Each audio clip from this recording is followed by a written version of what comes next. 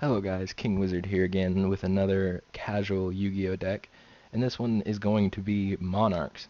Now, I do feel like this is probably the most powerful, or is going to be the most powerful casual deck of this series because it is very good. It's pretty consistent. I feel like the hands really help any deck with any sort of grind game, and Monarchs themselves have very powerful effects, and just combined with all these other cards, it's a very consistent, very powerful deck that I feel probably out of all the other decks on that are going to be in this series has the best chance of standing up to meta decks. Um, and as you can see, I have built a side deck for this deck because again, it is a very competitive deck. But they're Monarchs, so I feel they're still pretty casual.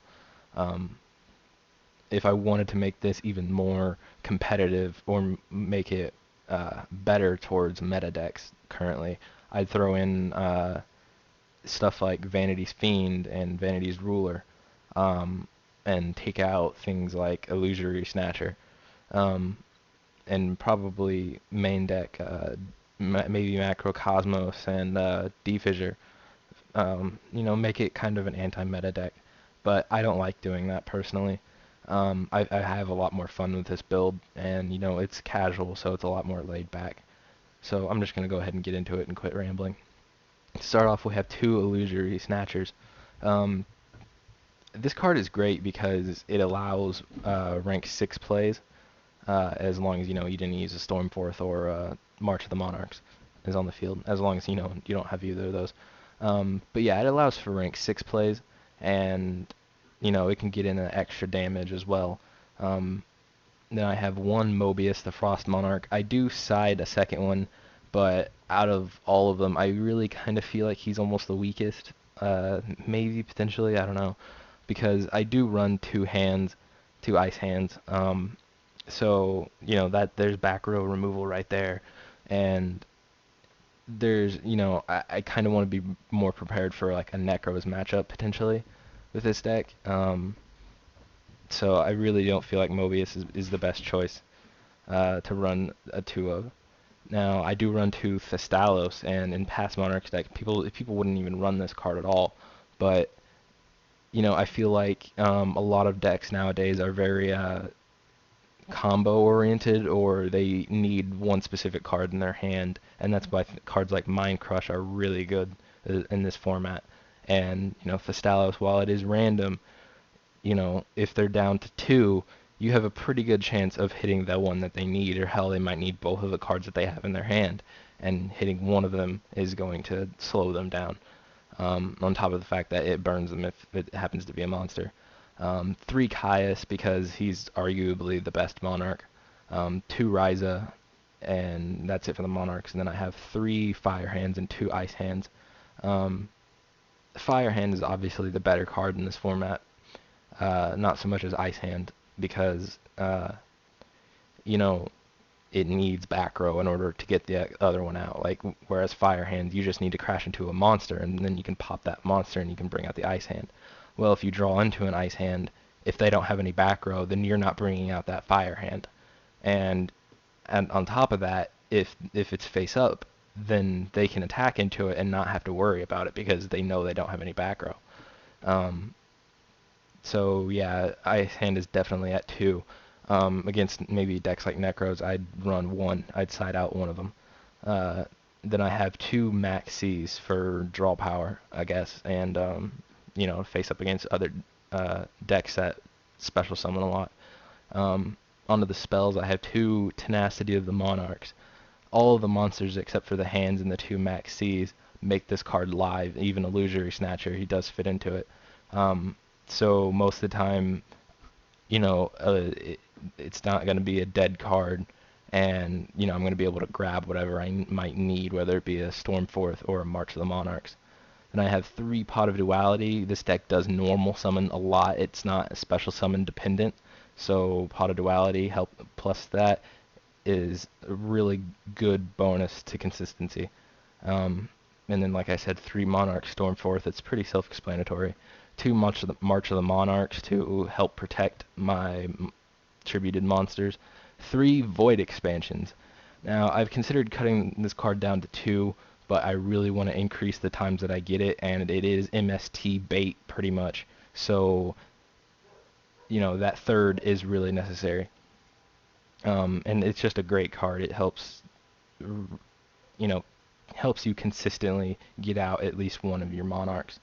And at each turn, it can provide, as long as you don't, if you have a duality in your hand, you may not want to, but that's going to be the only time that you're not going to want to special summon the token off of its effect. Onto the traps, we have 3 Fiendish Chains. This card is too good, this format, to not run at least 2 of, in my opinion. 3 Mind Crush, because again, this is a more competitive deck out of all the casual decks, and so it really hits them, any of them, hard, really, because all of them pretty much search. Cleaforts will search Scout, Necros can search damn near anything, and Satellar Knights will search Deneb, or an Altair, or anything. So it hits all of those. On top of that, you can see your opponent's hand. Breakthrough Skill is another great card. I feel like effect negation is really important in this format. So, and as you can see, I do side a third one, but so if they do happen to run monsters that I do really need to negate their effects pronto, then I do run a third one in the side. And I have 1 Vanity's Emptiness for general control, and 1 Solemn Warning to prevent power plays, I guess. For the extra deck, I feel like it's kind of what you would expect. 3 Gaia Dragons, because this deck can go into 6s, and you can just overlay 2 M7s because it's arguably one of the best ranked 6s, so we've got to run more of them. 2 Bouncers, again, he's one of the good ones.